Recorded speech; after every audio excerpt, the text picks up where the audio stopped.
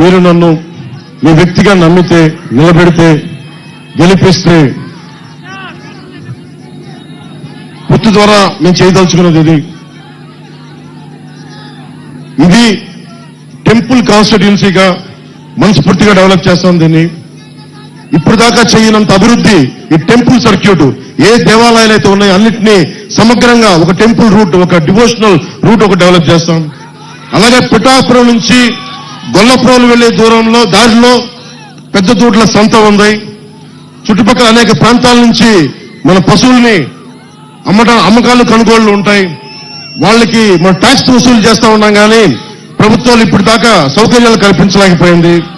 ఆ పశువులకి మనుషులకి కూడా వాటికి నిర్మించి వాటిని కల్పించే బాధ్యత జనసేన తీసుకుంటుంది, కూటమి తీసుకుంటుంది.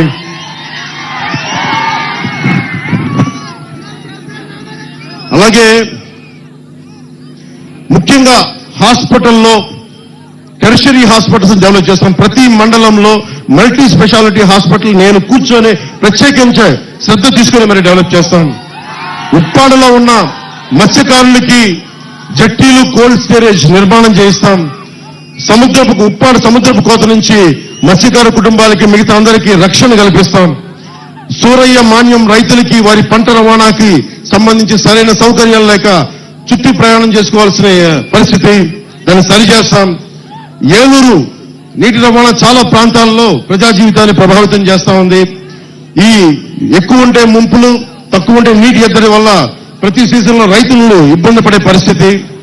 ఈ సూరయ్య మాన్యం రైతులకి ప్రత్యేకించి ఏలూరు సమస్య పరిష్కారం, శుద్ధగడ్డ ఏలూరు ఆధునీకరణ, పెద్దలు ఇందాక వర్మ గారు చెప్పారు 170 కోట్ల ఆధునీకరణ చేసినా కానీ రివర్స్ టెండరింగ్ అని చెప్పి ఈరోజు తీయలేదు.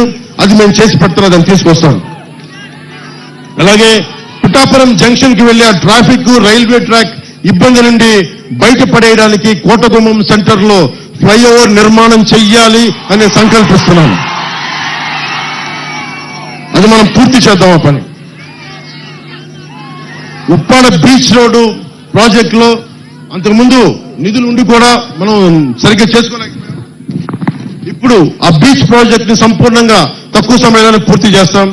అలాగే సెరికల్చర్ సంబంధించి మీకు ఆప్టిమైజింగ్ సెంటర్, అంటే పిఠాపురంలో పట్టుని మనం ముడిసరుకుని పంపిస్తున్నా కానీ ఇక్కడే రీలింగ్ సెంటర్ లేకపోవడంతో పట్టు ముడిసరుకు మదనపల్లి మిగతా ప్రాంతాలకి వెళ్ళి అమ్ముకోవాల్సి ఉంది. ఏదో ఇక్కడే జరిగేలాగా సెరికల్చర్ పట్టు రైతులకి నేను మాటిస్తున్నాను. అలాగే సీడ్ హబ్, పిఠాపురాన్ని సీడ్ హబ్ గా చేస్తాం. ఉత్పత్తిలో విత్తనం మరియు బహుళ పంటలకి అధిక డిమాండ్ ఉంది. అనేక రకాల పంటలు పెరుగుతున్న కారణంగా ఇక్కడే విత్తన కేంద్రం అవసరం. దాన్ని సీడ్ సెంటర్ ఇక్కడ ఎస్టాబ్లిష్ చేద్దాం.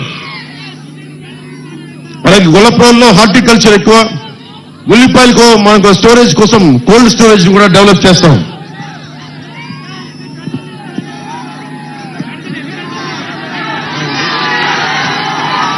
దుర్గాడ గ్రామం మిర్చి పంటలు, దుర్గాడ గ్రామం మిర్చి పంటలు వాళ్ళకి మీకు థ్రాషింగ్ ఫ్లోర్ కావాలి. అంటే సిమెంట్ వేసిన ఒకటి అది బాగు చేసుకోవడానికి, సరి చేసుకోవడానికి ఆ దుర్గాడ మిర్చి పంటలకి ఆ బేసిక్ నీడ్, ఆ థ్రాషింగ్ ఫ్లోర్ ఏర్పాటు చేస్తాం.